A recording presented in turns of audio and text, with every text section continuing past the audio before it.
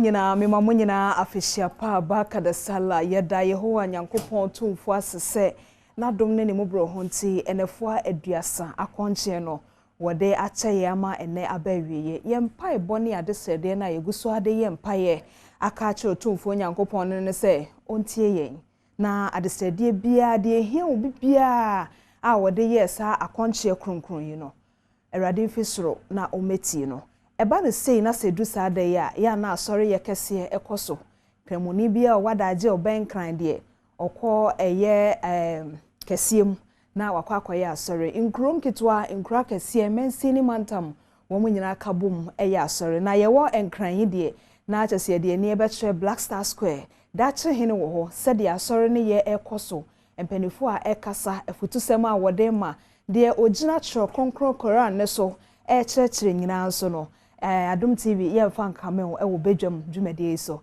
enti dache hene mesro why krado amene ahwefo so aye krado yen ya yentumi anko kase mankosom no de ekoso ho no ma yenhu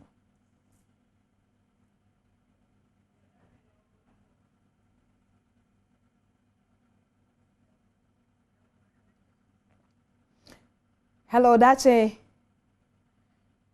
hene emese dache hene entimen kapapa ne mum sesesi a wotemen kadia na de meka ne se meni ahwefo aye krado yen ya ye wofie yen no anuane ye hwe akire yen so atabia ba ko mienu bi ntibi kra na ya apomuden mu nsem obi so kra wo meka senso awo so aka obi sa nipa na ntumi anko Black Star Square na woni panifo anko bum ansom osom kasie wo akonche achi no a dache hene wo ho de ma yente wonka ne ma ye hu de ekoso so na na tefe wodi ni nyina ebe yiye ekoba ni se ya na adofo nyina ewo se woni asia ebe yiye ekoba ni se ya na adofo nyina ewo se woni asia ewo Independence Square ha no mode aseda ni kabia ede ma twedi amponyankopon nkyene ya ba bedu ha ye ni omu e ba bedi sala ne sa na ye bedu ha na ade ba kwa ye hunu se di seni a afebia omu ye no no empanifo omu di moslasum ni nanim no omu enanka omu tena enimu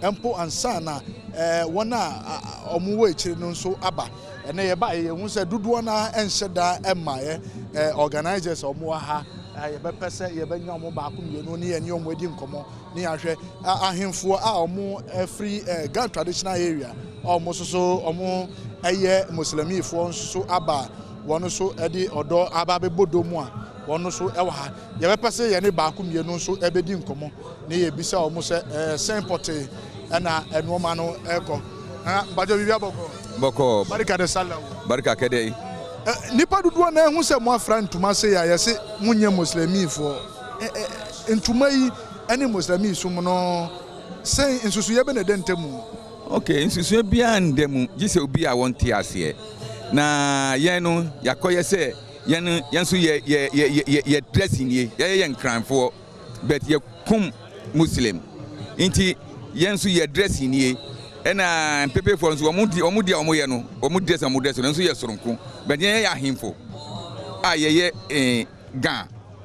ga himfo a ye muslim fo inti yen no ye se ne ye dress yen so ye dress ni inti hu yen se ye dress se ya ye nkranfo ahimfo a ye muslim fo inti ne ya dress ye ba nso afina so inti ya ase muslim fo afina so yen so se yen so ye da ye hu adi se ye ni inti ba ha na hu yen se te wa ye nkranfo but ye muslims inti ne ya dress se no inti dress ni yen so bi endem yo ma yen se eja barika de sala baka kade ehun se wo so enyenya wo kon ene ya uya ahemfo anasa wo ye ohene na wo so muslimi en wo pie ene a wo som na nyenya no so ehun abakosem ne de on se nyenya no uhwe bible mokura ewom na nyenya no ye nkranfo no se ohene se uyu pesa obo ho ban a nyenya na ode ye na ye fasting 30 days eti ye foforo ye de enkopon ye boni nyina a cheye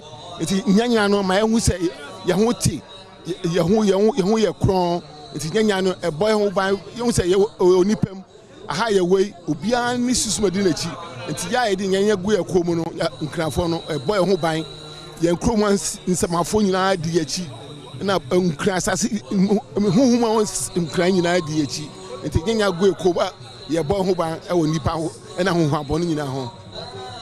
Nti ebusia yenhwe na yene organizers no omo yɛ mpanimfo omo hwɛ sɛ dwumadie no ebetumi abɛn ho no yene omo ni nkomo so ne yebisa omo sɛ adwumadie ne nhyehyɛ ene ne mpɔmpɔ so ankasa so ɛtesɛn na yehunu sɛnia ɛno so ɛkɔ agya barika de sallah barika kade me pacho una we organizers amudi adwumadie ne mu your friends nhyehyɛ no send porte na wo sɛ kɔtam bɛn na wo sɛ sum no ɛhyɛ Yadanya Miasi. Eid Mubarak. I say by 10 o'clock, Chief Mabbe started prayers. 10 o'clock exactly. Inshallah. Misa Eid Mubarak edien abako semankasa etechire anase mfasudi etechire de ma muslimi so no de wan. Mfaso we muse ya musulmai. Islam is peace. So we want peace and togetherness.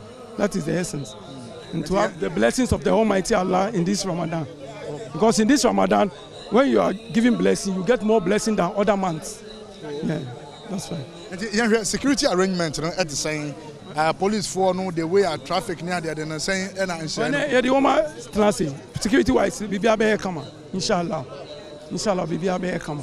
And the time Ben I'm expecting some pong hour. Yeah, child by 12 in Apple. Actually, the almost a possession, normal possession. After maybe 2 o'clock going, possession.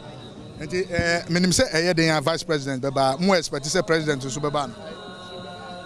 Security matter, but vice president, but president, me say Matisse are too kind, but I'm not sure.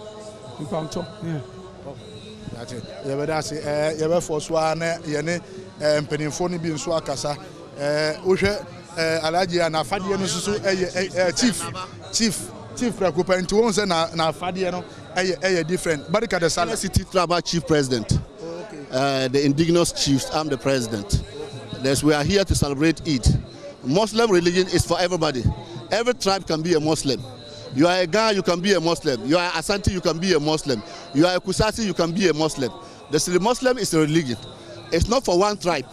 So if you see us different colors, know that it's one religion that is a Muslim. This is my brothers from Gan State. I'm your Northerner. And then we have a sadness, that's Asante. We have this Ewes. All of them, we have a Muslim inside. If you see us dress traditional dressing, this is the northern traditional dress. That's our dress. You see my brothers, this is a Ga traditional dress that they dress. It means all of us are one in the religion. You see, if you see us today here, we are coming to celebrate our fasting prayers that we fast for 30 years. Today that is the day that we pray and thank Almighty Allah to forgive us our sin. Forgive us for our sins and everything in life. You see, this is the thing that we want to do as a Muslim, to honor our Prophet Muhammad sallallahu alaihi wasallam and our God that we believe that he sent Prophet Muhammad sallallahu alaihi wasallam to come and help the Muslim religion to go further like the way we want. Thank you very much. I'm Dr. Chief Mohammed Ibrahim Songtaba, the president of Inner City Tribal Chiefs. Me Jamestown, British Accra. Me free Jamestown. Me any Muslim in war Jamestown. At the same time, so I'm do idea because no say who a Muslim near unjai wa amamre war and some bibi abai. Yeah, in Cranford no ye wa amamre obi war no or henny but or sorry. Obi so war or your henny or no so a Muslim. Mamisa, I sense that we are here. I was on going. You say, I finish to say, your pon free here, Obons and Mebunundo, Eddie Moto, and Namutown, the other day. A year near whom accident I would was Tessie. A bra way or Henny now we say Eddie Canfrey, Eddie no catches our Mebu. Okay, me that was say, Wabi Sami Assembly, but Assembly no, since last year, me started here in one campaign because Ushe Jamestown, Oba Jamestown, when we say Moto, a hot na Eddie. To me the pamuta omutna so pa uko old your friend was a fire school no ono so every Sunday no boys no the motor no be display eno so ya mom warning sir painful no gusu ye ne ho adwuma nti me da Nyankopon ase se mo abisa mo asem we but dia me ka che me kronfo nyaa omo hwe yi motor ye because utna motor so a ubetumi ade akọ bia say be depending how to use am nti me strong onipa kwan na ehia e kwan no e ba o kwan no o life e ba kompe o hwere wo kwan no a wa ha e man ni nya nti me strong say omo tena se ene asonjue mu me do vivias oda say enti e be koso a ene alaji edi nkomo ono Mejidi se ne Adom TV a odi adaje hweye no wanya bibi asua de afrum emise na eye o se ye kase obi eye kramuni a eye obi a ye wo no to sa wosom no tituru de wonim se sebi ye wo no to zango abonten so but mejidi se de mpanifo yi nyina kana ma wahu se se obi kakasa bi ana obi fi baabi se obi ye nkrani obi eye siremuni obi ya chini obi ya santini obi ya mfantini a wotumi Adom enkremo esom ne fi se eye osom a eye gidie ena ebata ho enti dache hene yeda se so ama yenya saa adesuade na de free empanifo no na enkrafo hene ba ko bi ka asembi o se ye Ghanafo na ye wo ya mamre ene ya mane ansa na osom eba yeda na se yesua bibi e de free na wo